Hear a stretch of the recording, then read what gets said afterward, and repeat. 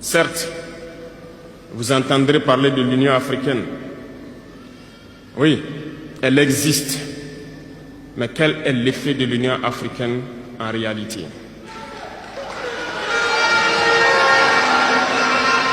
Nous ne pourrons pas parler d'intégration dans le thème et de ne pas parler de l'Union africaine. Parce que c'est cette organisation qui devrait nous unir, créer l'intégration réelle. Mais nous sommes au regret de voir ces guerres qui persistent sur le continent africain, qui tuent des millions de jeunes, et que cette organisation, qui est à la tête d'États pourvus d'armées, n'arrive pas à s'organiser pour soutenir certains pays. L'union n'est pas juste un mot. L'union, c'est un symbole. Et nous, jeunes, devrions apprendre leçon de cette situation pour nous unir, pour faire de l'intégration une réalité.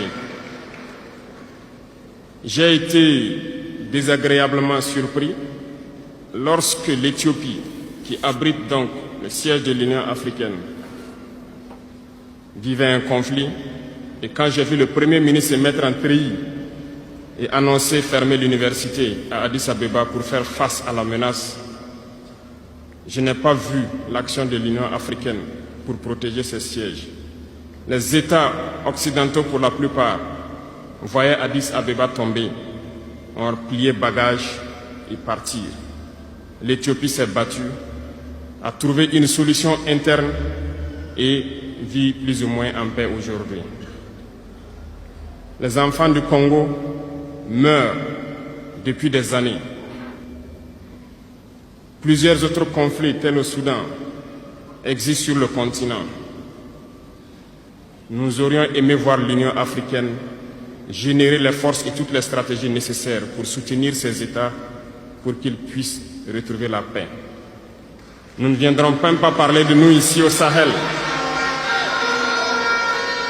Depuis près de 10 ans, le Sahel est le théâtre du terrorisme international. Mais nous ne voyons aucun soutien de ces organisations pour trouver une solution à ce problème.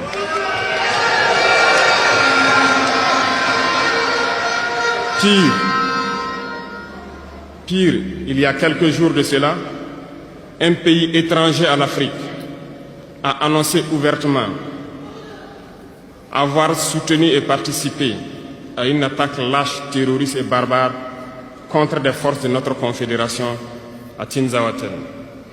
L'Union africaine n'a pipé aucun mot pour condamner cette ingérence.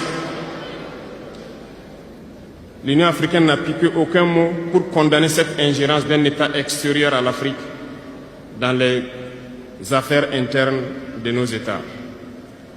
Et ce coup de gueule, je souhaiterais qu'ils l'entendent et qu'ils sortent donc de leur silence et poser des actes pour que la jeunesse puisse croire en l'Union africaine.